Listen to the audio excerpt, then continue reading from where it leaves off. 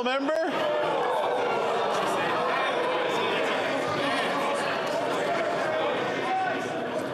The honourable member for Fort McMurray Cold Lake. Thank you, Mr. Speaker. This government's failure to plan has prevented Canadians from being able to access basic government services. People can't get through by phone or in person to Service Canada. In fact, the delays in passport processing have effectively ground Services Canada locations all across the country to a halt. It has become so dire that some people are charging upwards of $50 an hour to stand in line for people desperate to get an in-person appointment. The Harper government introduced a 10-year passport, but this government, this Liberal government, have they decided to introduce a 10-year wait list?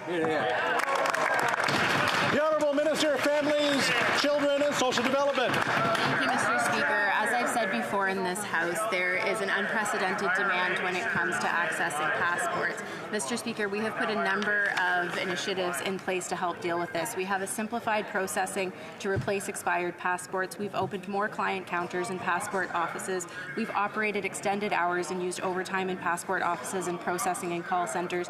We've created 3 additional application processing centres, expanded passport intake in 303 Service Canada centres, hired 500 additional staff and continued to hire and train more, opened 12 offices over the weekend in the busiest centres around the country, and will continue to work really hard to ensure that we're serving Canadians. Thank you, Mr. Speaker. The honourable member for Saskatoon West. Mr. Speaker, despite all that, the horrors of the Out of Service Canada office in Saskatoon continue. Margaret is 86 years old and the nicest lady you can find. She was struggling to get through on the phone, so she went to the Saskatoon office in person. The staff refused to meet with her for, get this, not having booked an online appointment. Shameful. Mr. Speaker, our seniors and indeed all Canadians deserve better than this. Does the minister have even an ounce of compassion for Margaret and all the people being mistreated in Saskatoon because of the minister's lack of planning? Good question.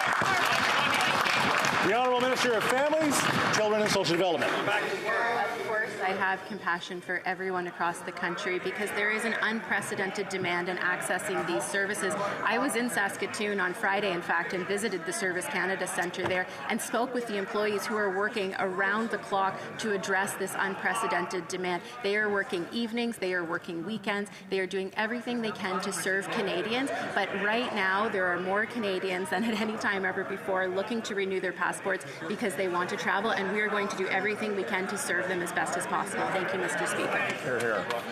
The honourable member for Kelowna Lake Country. Mr. Speaker, a constituent of mine from Kelowna Lake Country did the right thing, applied for passport renewals in person at a passport office, and was told by Service Canada staff that 2 months before travelling was plenty of time. The passports never arrived, and she will likely have to cancel her family trip at great cost and disappointment. Service Canada told MPs that they expect lengthy passport delays. This is another mess from this government.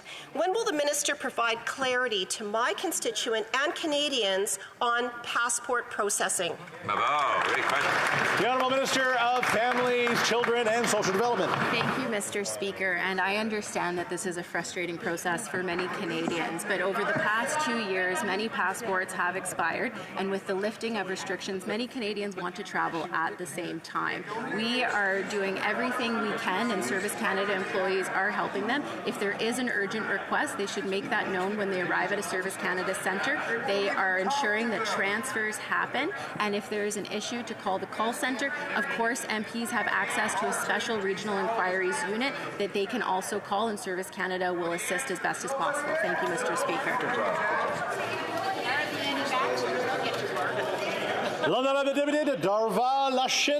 The The honourable member for Dorval-Lachine-LaSalle.